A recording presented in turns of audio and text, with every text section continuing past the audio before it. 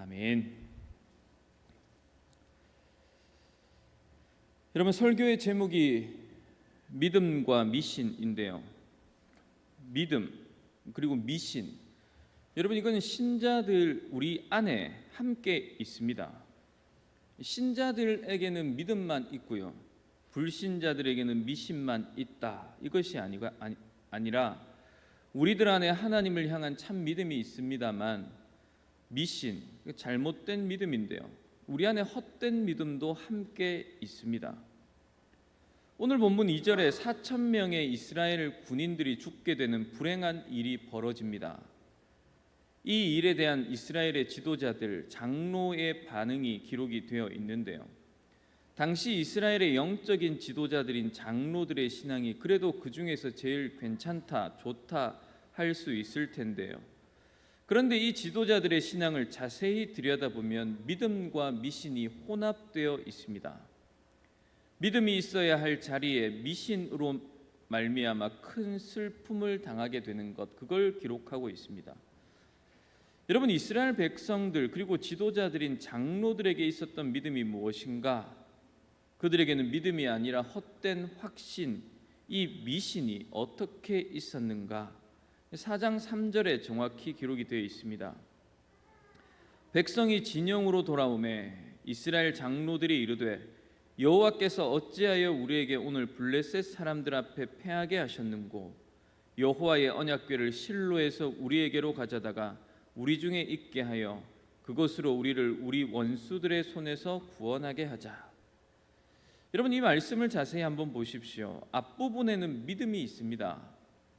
이스라엘 장로들이 패전의 상황 가운데서 이렇게 이야기를 합니다. 여호와께서 어찌하여 우리에게 오늘 블레셋에게 패하게 하셨는가? 여러분, 이건 확실한 믿음이죠. 패전을 당했을 때에, 어려움을 당했을 때에 이스라엘 장로들이 가장 먼저 생각한 것이 블레셋의 군사력이 정말 세구나, 그렇게 생각하는 것이 아니라 하나님께서 우리를 왜 패하게 하셨는가, 이렇게 생각을 하고 있습니다. 여러분, 이것은 하나님의 뜻이 여기에 있다, 그렇게 생각하고 있다는 거예요. 그리고 그건 믿음입니다. 우연히 일어나는 일은 없다. 특별히 전쟁이라는 심각한 상황 앞에서 우리가 패하게 되어진 것, 그것은 분명히 하나님의 뜻이 있을 것이다. 왜 패하게 하셨는가? 여러분, 이렇게 생각하는 것은 믿음이에요. 그러나 아쉬운 것은 무엇입니까? 이러한 믿음을 풀고 해석하는 영적인 성숙함이 없습니다. 하나님께서 왜 패하게 하셨는가, 이걸 생각했다면 그 다음 믿음을 가진 사람이 행해야 할 일은 무엇인가 하면 하나님께 나아가서 기도하는 것입니다. 하나님께 답을 구하는 것이죠. 하나님, 우리가 패해서는 안 되는, 아니 패할 수 없는 전쟁에서 패했습니다. 하나님, 우리가 무엇을 잘못했습니까? 하나님, 우리가 패하게 된 이유는 무엇입니까? 여러분, 이렇게 하나님 앞에 나아가서 하나님의 뜻을 구하고 기도해야 하는 것이죠. 그렇게 하나님께 도움을 구하고 은혜를 간구하는 것, 그게 믿음의 사람입니다. 그런데 이스라엘의 지도자들은 전쟁에 패할 수 없는데 패했다, 하나님께서 왜 패하게 하셨을까라는 생각은 했습니다만, 그 다음 하나님 앞에 나아가서 회개하고 하나님의 은혜를 구하며 하나님께 기도하는 것은 하지 않습니다. 어떻게 해야 할까? 그렇게 생각하면서 하나님의 뜻을 구하는 것이 아니라 사사시대의 특징을 그대로 행하고 있습니다. 자기 소견에 좋을 대로 해결책을 찾는 거예요. 하나님께서 우리와 함께 하지 않아서 패했구나. 그러면 우리가 하나님이 우리와 함께 하도록 만들면 되지, 그렇게 생각하고 결론을 내립니다. 그리고 하나님이 우리와 함께 하기 위해서 언약궤를 이 전쟁터로 가지고 오면 되겠다, 그렇게 하는 거예요.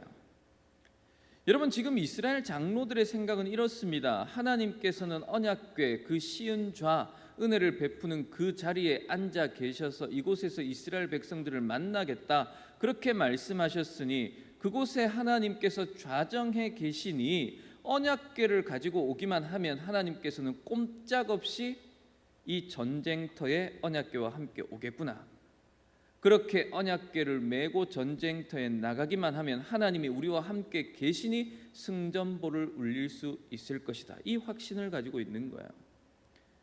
그래서 실로에 있는 언약궤를 가지고 와서 그것으로 하여금 우리들의 원수의 손에서 구원하게 하자. 지금 그렇게 말하고 있는 겁니다.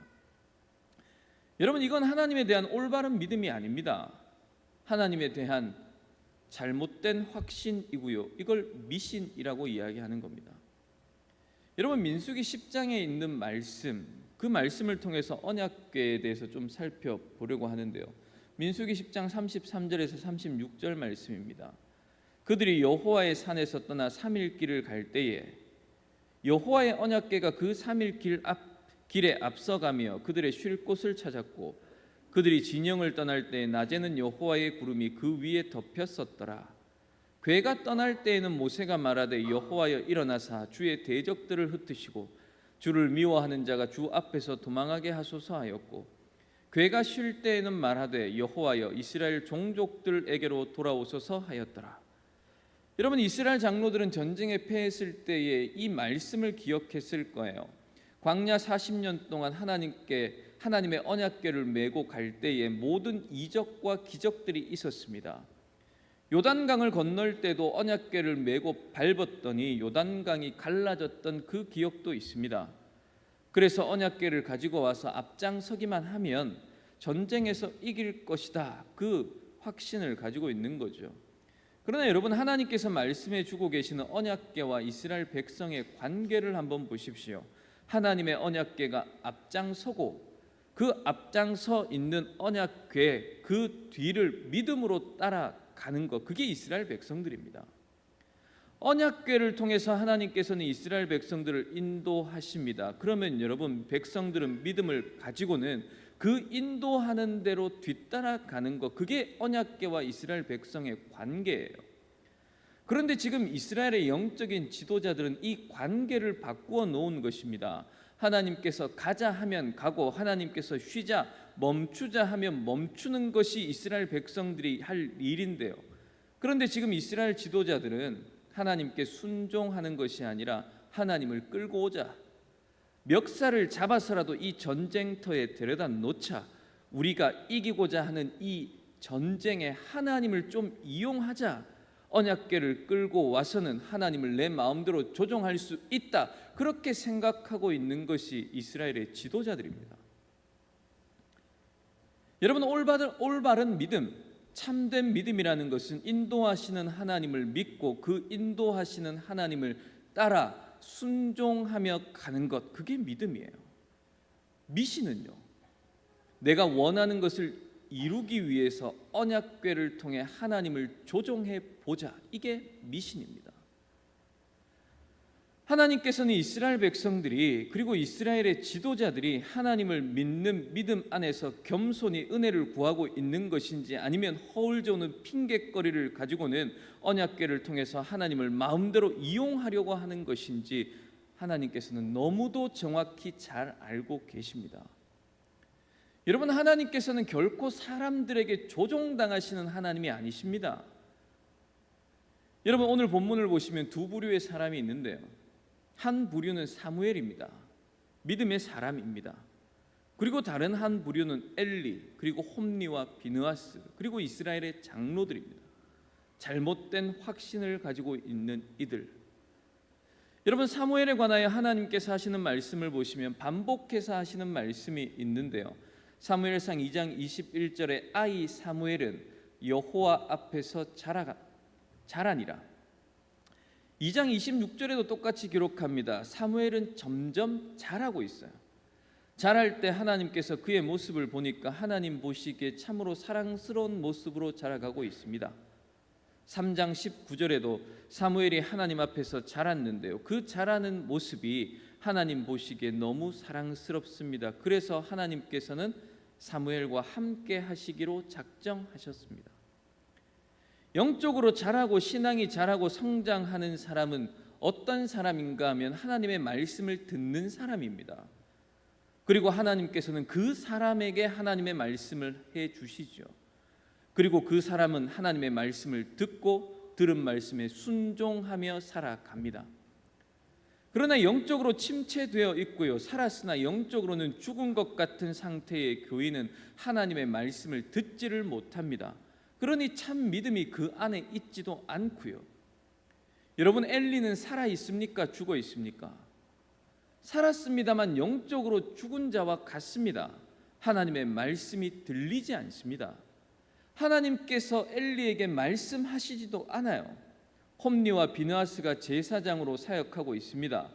이들은 하나님 보시기에 살아있는 자들입니까? 죽은 자들입니까? 죽은 자들입니다. 여러분, 그거 어떻게 알 수 있습니까? 말을 해도 듣지를 못하니까요. 이스라엘의 장로들도 마찬가지입니다. 여러분, 예수님을 믿는다라고 이야기하는 사람들, 정말 예수님을 믿는 사람들은 한 가지 특징이 있습니다. 지난주에도 말씀을 드렸습니다만 목자이신 주님의 음성을 듣는 거예요. 직분자가 되고 목사가 되고 선교사가 되고 이렇게 되는 게 특징이 아니라 하나님을 믿고 거듭난 사람은 목자이신 주님의 음성을 듣고 그 음성을 대로 살아가는 사람입니다. 그 음성을 듣고 평생토록 그 음성, 주인의 음성을 따라 살아가는 사람, 그게 믿음의 사람이죠. 사무엘은 하나님의 말씀을 듣습니다. 그리고 하나님의 말씀에 순종하며 살아갑니다.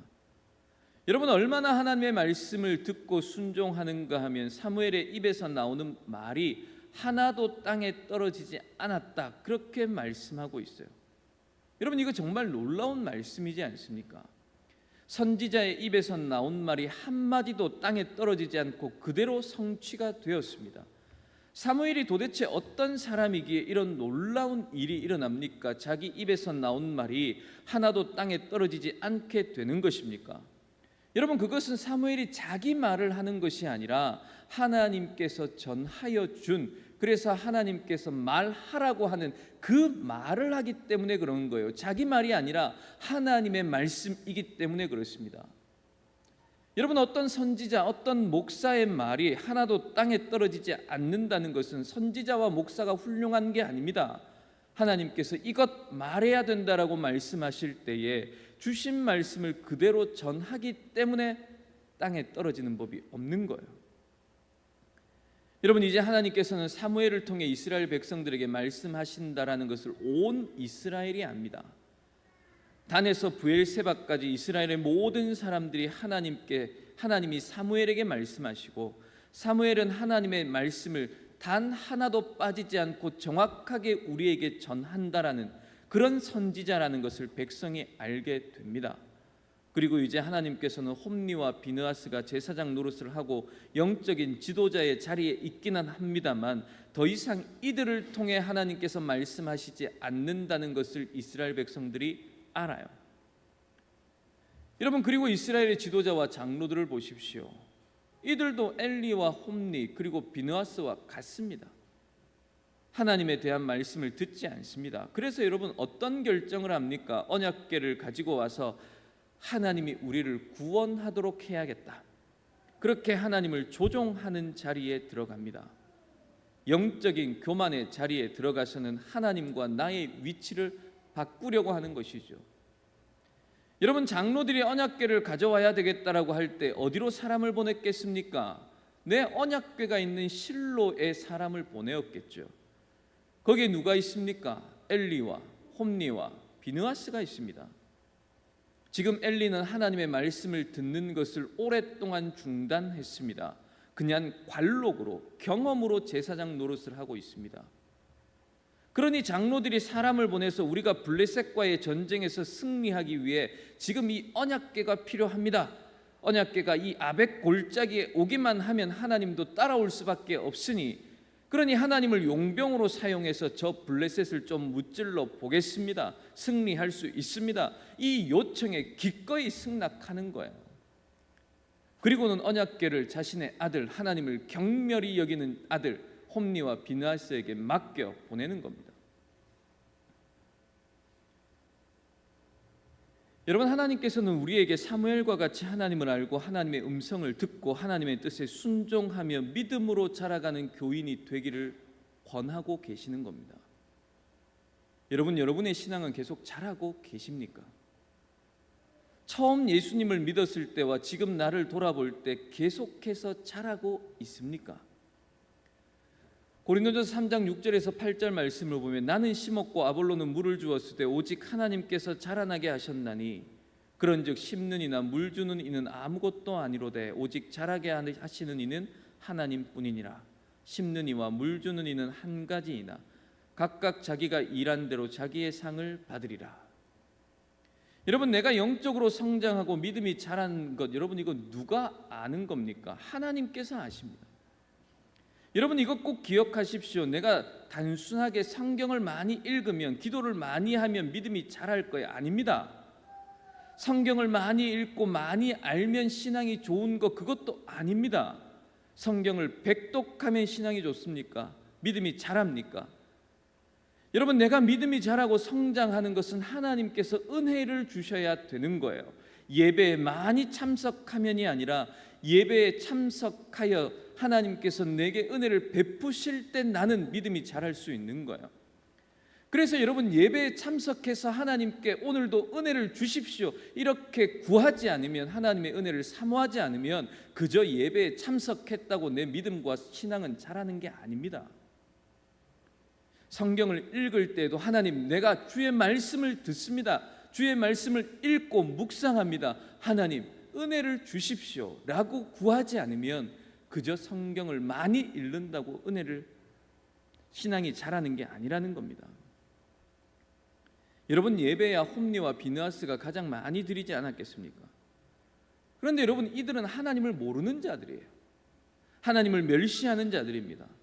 하나님의 은혜를 구하지 않고 은혜를 경험하지 못하니 여러분, 이들이 그냥 벨리알의 아들들, 마귀의 자식일 뿐이잖아요. 베드로전서 2장 2절 말씀을 보십시오. 갓난 아기들 같이 순전하고 신령한 젖을 사모하라. 이는 그로 말미암아 너희로 구원에 이르도록 자라게 하려 함이니라. 여러분, 이미 구원을 받았습니다. 그러나 구원에 이르도록 온전히 자라도록 해야 하는 것이죠. 구원을 받았으나 구원에 이르도록 자라지 못하고 중간에서 구원의 믿음을 배반하고 믿음에서 떨어지는 교인들이 있습니다. 하나님의 나라에 완전히 들어갈 때까지 계속해서 우리의 믿음은 자라야 하는데요, 그러기 위해서는 순전하고 신령한 젖인 하나님의 말씀, 이거 사모해야 하는 거예요. 여러분, 정말로 그 말씀을 먹어야 되는 겁니다. 여러분, 조금 심각한 이야기를 하려고 하는데요, 여러분, 출산해서 아이가 태어났을 때 아이가 웁니다. 배가 고프면 막 울어요. 우는 아이를 달래려면 무엇하면 됩니까? 젖을 물리면 됩니다. 아이는 배가 고파서 살기 위해 웁니다. 그 아이에게 젖을 먹이면 젖을 먹고는 아주 장성하게 자랍니다. 그런데 아이가 태어났어요. 울질 않아요. 젖을 주는데 물질 않습니다. 먹지를 않습니다. 그러면 여러분, 그 아이는 심각한 상태에 있는 거잖아요. 부모 중에 이렇게 생각하는 사람이 있습니까? 이 아이는 젖을 안 먹어도 아무것도 먹지 않아도 괜찮은 이런 체질인가 보다, 그렇게 생각하는 부모가 있냐고요. 병원에 갑니다. 무엇이 잘못되어 있는지, 어디에 문제가 있는지 정밀 검사를 하겠죠. 여러분, 성령께서 은혜를 주셔서 영적으로 거듭난 사람은 본능적인 욕구가 있습니다. 하나님의 말씀을 사모하는 욕구요. 여러분, 그게 신자의 특징입니다. 그러나 가라지와 같은 사람은 신자의 모양은 하고 있습니다만 말씀을 사모하지 않습니다. 그러나 여러분, 하나님의 은혜로 영적으로 새롭게 태어난 사람은 본능적으로 하나님의 말씀, 그것이 내 생명을 유지하는 젖이라는 것을 알고 그것을 달라고 울게 되어 있다고요. 예배를 사모합니다. 그래서 예배의 자리로 나아옵니다. 하나님의 말씀을 듣는 일이 있다면, 배우는 일이 있다면 거기에 열중하는 거예요. 여러분, 하나님의 말씀을 듣고 싶은 그런 간절한 열망이 있습니까? 그리고 하나님의 말씀을 들었을 때 그 말씀에 순종하고자 하는 기쁨이 있습니까? 여러분, 그렇다면 하나님께서 나에게 구원의 은혜를 주셨구나, 그렇게 확신하시면 됩니다. 그러나 나는 주일에 한 번 예배 드리는 것, 한 번 말씀 듣는 것, 그걸로 충분해. 아니 여러분, 여러분의 자녀가 유치원이나 초등학생의 자녀가 여러분에게 이렇게 말하면 어떻게 생각하시겠습니까? 아버지, 어머니, 요즘 경제도 어렵고 집안도 어려운데 저는 일주일에 한 끼만 먹겠습니다. 저는 일요일 날 아침, 점심 말고 저녁 한 끼만 딱 먹고 일주일을 살겠습니다. 아무것도 안 먹어도 상관이 없습니다. 여러분 그렇게 말하면 아이고 얘가 다 컸구나, 철이 들었구나, 뭐 이렇게 생각하십니까? 염려가 되고 걱정이 되잖아요. 여러분 이거 심각한 문제입니다. 하나님의 말씀을 듣지 않고 하나님의 말씀을 배우지 않습니다. 매일매일 하나님의 말씀 앞에 나아가서 묵상하고 기도하는 법이 없습니다. 그런데 세상을 살아가는데 아무런 문제가 없어요. 그러면 여러분 영적인 죽음에 처해 있는 비참한 상황 가운데 있다고 여러분은 믿으셔야 되는 겁니다. 여러분 하나님의 말씀을 먹지 않는데, 하나님의 말씀을 사모하지 않는데, 생수의 말씀이 나에게 공급되어지지 않는데 내가 살았다라고 이야기할 수 있습니까? 여러분 성경을 다 아십니까? 여러분 저는 어렸을 때부터 성경 읽는 게 너무 좋았습니다. 그래서 성경에 대한 질문도 참 많았어요. 성경에 관련된 책도 참 많이 읽었습니다. 그리고 신학을 본격적으로 공부하고 올해로 23년째 성경을 연구하고 성경을 배우고 있습니다만, 그런데도 성경을 솔직히 잘 모르겠습니다. 우리가 사무엘상을 오전에 보고요, 오후에는 웨스트민스터도 보고요, 수요일에는 빌립보서 2장을 계속해서 보고 있고요, 새벽에는 레위기 말씀도 살펴보고 있습니다만, 여러분 이것 어느 것 하나 쉬운 게 없습니다. 여러분 우리가 이렇게 말씀을 모르는데 어떻게 그 말씀을 계시하여 주신 하나님을 조종할 수 있단 말입니까? 여러분 저는 신앙생활을 하면 할수록 내가 진짜 뭘 모르는구나, 쥐뿔도 가진 게 없구나, 이걸 뼈저리게 느낍니다. 그래서 제가 같이 동역하는 강도사님과 전도사님에게 늘 하는 말이, 공부 진짜 많이 하십시오. 성경을 많이 읽고 연구하셔야 됩니다. 공부를 게을리하지 마십시오. 그리고 무엇보다도 기도하셔야 됩니다. 여러분 정말이지 제가 설교 준비하느라 성경을 날마다 읽습니다. 관련된 서적도 날마다 봅니다. 이렇게 23년을 했으면 여러분 성경에 대해서는 모르는 게 없어야 안 되겠습니까? 설교는 본문만 그저 정해지면 강단에 올라가서 그냥 막 쏟아낼 수 있어야 되지 않겠냐고요. 그런데 안 돼요. 하면 할수록 제가 느끼는 건 내가 진짜 가난하구나, 정말 하나님의 은혜가 아니면 설교를 단 한 줄도 쓸 수 없구나, 이겁니다. 여러분 교회와 교인이 하나님의 말씀으로 자기를 지배하지 않고요, 그저 내 관심으로 하나님의 말씀을 판단하고 움직이기 시작하면 하나님께서는 그 교회, 그 교인을 귀하게 쓰지 않습니다. 여러분 하나님의 말씀을 정말 사랑하셔야 돼요. 세상에 도전이 오면 올수록 하나님의 말씀의 은혜 안에 내가 굳건하게 서 있어야 교회의 모습을 유지할 수 있는 겁니다. 여러분 하나님의 말씀을 대할 때 우리의 자세는 언제나 하나님, 저는 진짜 가난합니다. 나에게 있어야 할 하나님의 말씀과 은혜는 없고 없어야 할 것이 너무 많아 하나님, 저는 의에 목마르고 줄이고 있습니다. 하나님 이 거지 같은 저를 불쌍히 여겨주시고 말씀으로 먹여주시고 말씀으로 저의 굶주림을 채워주시고 의로 채워주셔서 정말로 이 땅에서 하나님을 믿는 신자로 살아낼 수 있게 해 주십시오. 여러분 그 마음으로 날마다 살아가셔야 되는 거예요. 여러분 지난 40-50년 동안 한국교회가 하나님의 은혜를 다 잊어버리고 그저 자기 소견에 좋은 대로 살아가는 일에 익숙해졌습니다. 제가 몇 번 교회 학교에 대한 비전을 말씀드렸습니다만 제가 이 일에 마음을 쏟는 이유가 있습니다. 저는 좀 무서운 믿음의 자녀들이 일어났으면 좋겠습니다. 세상이 정말로 감당할 수 없는,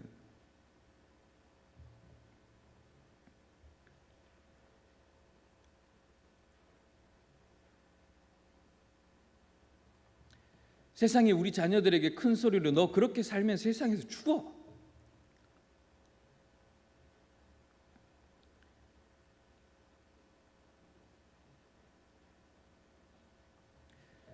그렇게 겁주지만 하나님 외에 두려워하는 것이 없는, 그래서 세상 앞에 주눅들지 않고 세상을 오히려 우습게 여기는 그런 자녀들이 좀 일어나면 좋겠습니다.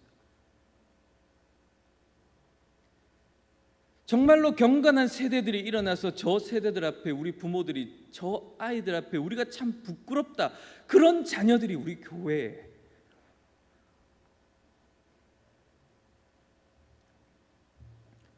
하나님께서 좀 일으켜 주시면 좋겠다, 그 소망이 있습니다.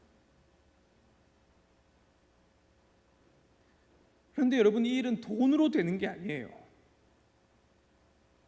그저 좋은 환경과 좋은 건물이 있으면 되는 것도 아닙니다.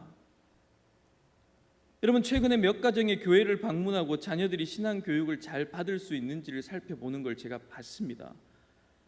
전화로 이런저런 문의도 많이 옵니다. 그런데 자녀들의 신앙 교육을 문의하면서 제가 담임 목사라고 밝히는데 제 목회 철학이 어떤지, 교회 학교를 위해 어떤 계획을 가지고 있는지를 물어보는 사람은 아무도 없습니다.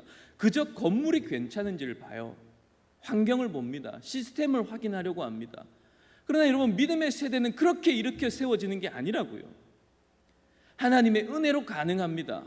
하나님께서 은혜 주시고 그 은혜 받기 위해 하나님의 말씀대로 살아내기 위해 애쓰는 부모와 성도들에게서 일어나는 게 그 믿음의 자녀들입니다.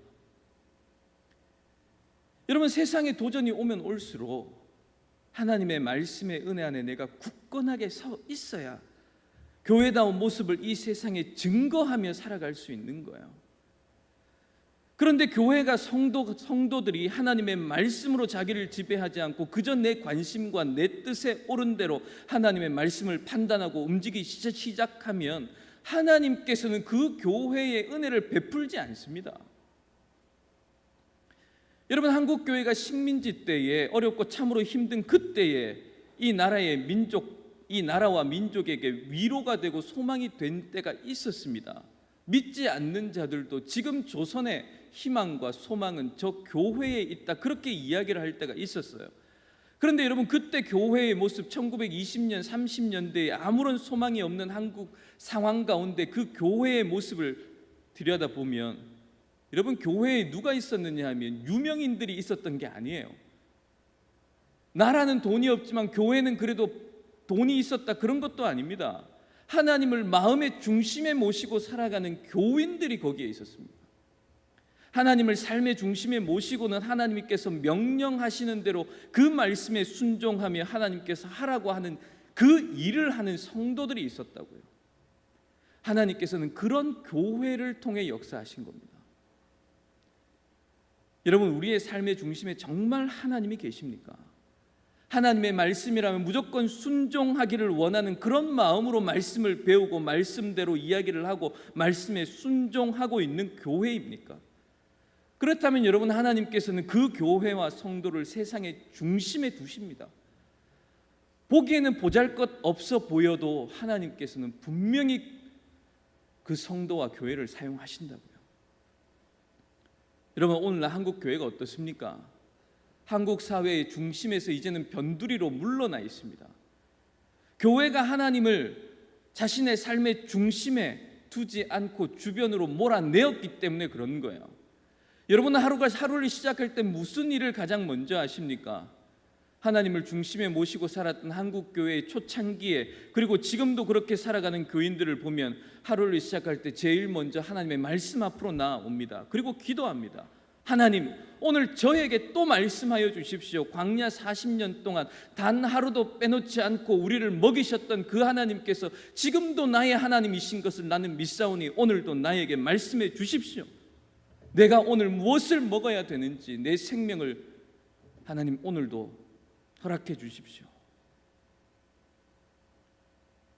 여러분, 말씀 많이 읽으셔야 됩니다. 그리고 기도 많이 하셔야 됩니다. 여러분, 그렇게 해서 복 받자는 말이 아니라 이미 말씀을 가까이 하고 기도할 수 있고 그 말씀에 순종할 수 있는 것 자체가 복이고요. 이 받은 복을 잃어버리지 않기 위해, 세상에 빼앗기지 않기 위해 애쓰셔야 됩니다. 이것을 우리 자녀들에게 보여주고자 애를 쓰는 부모 세대가 있다면, 그렇게 준비가 되어진다면 믿음으로 무장되어진 세상이 오히려 두려워할 만한 그 우리 자녀 세대가 분명히 일어날 거라고 믿습니다.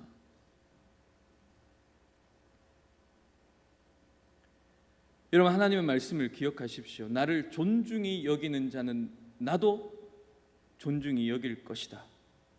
그러나 나를 가볍게 여기고 나를 주변으로 몰아내고 나를 멸시하는 자는 나도 그를 멸시할 것이다.